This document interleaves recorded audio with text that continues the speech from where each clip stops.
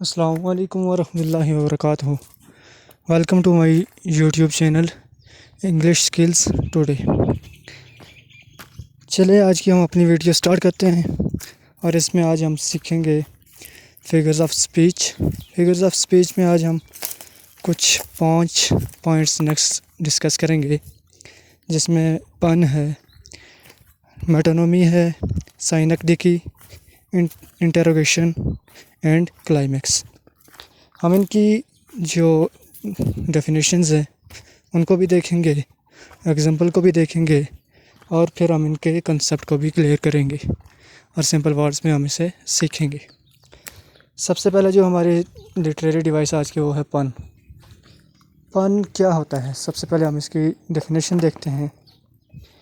तो डेफिनेशन जो है पन की वो है, अ पन consist in the use of a word in such a way that is capable of more than one application, the object being to produce a ludicrous effect। इसका मतलब क्या है कि पन एक ऐसी लिटरेरी डिवाइस है जो लाइट जोक के लिए यूज़ होती है। यानी लाइट सा जोक, यानी हल्का सा कोई भी हम बात कर रहे हैं तो उसको हम जोकिंग करने के लिए थोड़ा सा उसमें ऐड कर देंगे, ऐसे कि वो जोक शुमार हो जाएगी। इसके हम एग्जांपल देखते हैं, एग्जांपल से क्लियर हो जाएगा। एग्जांपल है, इज़ लाइफ वर्थ लिविंग। एक क्वेश्चन किया गया है जिसमें पूछा गया कि क्या ज़िंदगी बिल्कुल इसी तरह वर्थ लिविंग है। तो उसका आंसर दिया गया है, इसे पन बनाने के लिए यानी लिटरेरी डिवाइस यूज़ की है। उसमें उसने जवाब दिया कि it depends upon the liver. उसने बोला है कि वर्थ लिविंग है, लेकिन ये डिपेंड करती है लिवर पे। यानी लाइट से इसे जोकिंग करने के लिए ये किया गया और ये जो वे अडॉप्ट किया गया है इसे हम लिटरेरी डिवाइसेस में पन कहते हैं, कि पन यूज़ किया गया है इसमें। नेक्स्ट एग्जांपल है, N ambassador is an honest man who lies abroad for the good of his country. ऐसे में बोला गया कि एम्बेसडर जो है वो एक ऑनेस्ट मैन है और वो अपने मुल्क के लिए किसी दूसरी अब्रॉड काम कर रहा है अपने मुल्क के लिए। नेक्स्ट वन है मेटोनोमी। मेटोनोमी में क्या होता है, मेटोनोमी में ये होता है कि in metonymy an object is designated by the name of something which is generally associated with it. मतलब क्या है इसका, कि कोई भी चीज़ जो कि एसोसिएट कर रही हो उसी चीज़ के साथ हम उसका नाम यूज़ करेंगे। जैसे कि बेंच, दी बेंच, इसको हम यूज़ करते हैं फॉर दी जजेस। जब भी कोई जजों का कोई ग्रोह बैठेगा किसी डिसीजन के लिए, हम कहेंगे कि द बेंचेस, द बेंच, यानी उनके लिए। उसके बाद इस तरह दी हाउस, दी हाउस जो है पूरा एक घर को रिप्रेजेंट करता है। उसके बाद है द क्राउन, क्राउन जो है ये वर्ड यूज़ हो रहा है, क्राउन जो होता है इसे हम यूज़ करते हैं किंग के लिए, हम कहेंगे क्राउन, तो उससे यही रिप्रेजेंट होगा कि ये किसी किंग के बारे में डिस्कस कर रहे हैं। तो इसमें यह है कि जो सेम यानी वर्ड्स होते हैं यूज़ होते हैं यानी जिनमें एसोसिएटेड होते हैं उसी चीज़ के साथ। क्राउन एसोसिएटेड है किंग के साथ, बेंच एसोसिएटेड है जजेस के साथ, हाउस एसोसिएटेड है मेंबर्स ऑफ सोका सभा, यानी दी फॉर द मेंबर्स ऑफ लोक सभा, the house.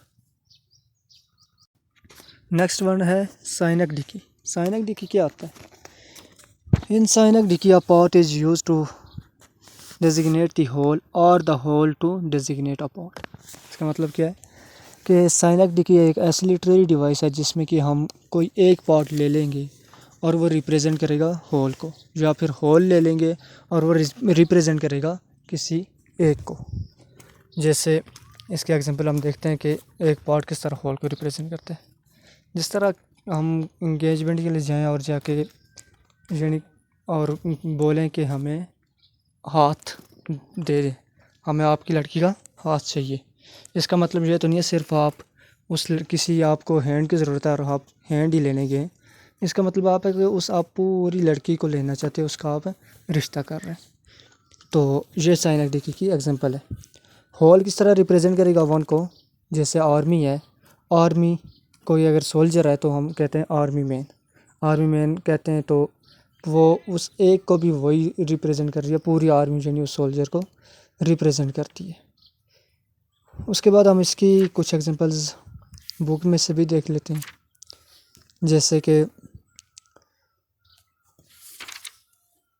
He has many mouths to feed, all the best brains in Europe could not solve the problem.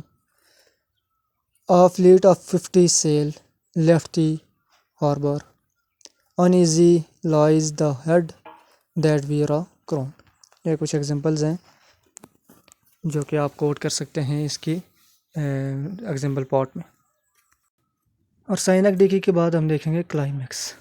Climax क्या होता है? क्लाइमैक्स भी एक लिटरेरी डिवाइस है जिसमें कि हम देखेंगे किसके बारे में, जिसमें हम देखेंगे कि climax is the arrangement of series of ideas in order of increasing importance. Climax क्या होता है कि ये सीरीज़ होती है आइडियाज़ की, अरेंजमेंट ऑफ आइडियाज़ कि एक सीरीज़ में अरेंज किया जाता है सब आइडियाज़ को, किस बेस पे कि जिस तरह उनकी इम्पोर्टेंस इंक्रीज़ होती जाएगी इसी तरह उनको अरेंज किया जाएगा। जैसे सबसे पहले सिंपल होगा, फिर इरेक्ट, फिर स्वीयर, फिर ऑस्टेयर, फिर सबलाइम, यानी ये कुछ सिचुएशन होती हैं कि इस तरह इन्हें अरेंज किया जाता है। अब जो लास्ट वन है वो है इंटरोगेशन। इंटरोगेशन में क्या होगा कि interrogation is the asking of a question not for the sake of getting an answer but to put a point more effectively. Literary device में इंटरोगेशन क्यों यूज़ होता है? ये किसी भी क्वेश्चन के आंसर के लिए नहीं, बल्कि ये किसी भी जो पॉइंट को होगा मोर इफेक्टिवली, यानी कि बहुत ज़्यादा मुतासर बनाने के लिए इंटरोगेशन यूज़ होगा। जैसे एग्जांपल है am I my brother's keeper.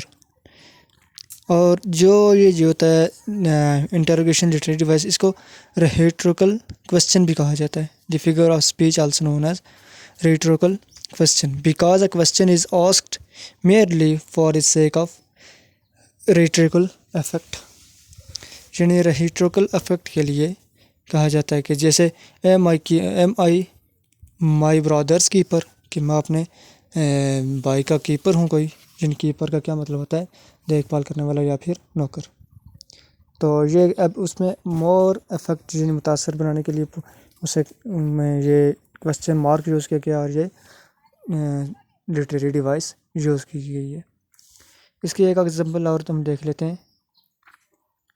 Can storied urn an animated bust back to its mansion call the fleeting breath. उसके बाद who is here to vile that will not love his country. ये कुछ examples हैं interrogation की जो कि literary device है। इस तरह के आज हमारी जो लिटरेरी डिवाइस हैं वो 15 हमने लिटरेरी डिवाइस को डिस्कस किया गया है। इन 15 में अगर आपको कोई समझ ना आई हो या किसी में कोई कन्फ्यूजन हो या एग्जांपल्स आप और समझना चाहते हो, मोर एग्जांपल्स लेना चाहते हो, तो आप कमेंट सेक्शन में पूछ सकते हैं। और इसी तरह आज की वीडियो हमारी एंड हुई। थैंक यू एंड अल्लाह हाफिज़।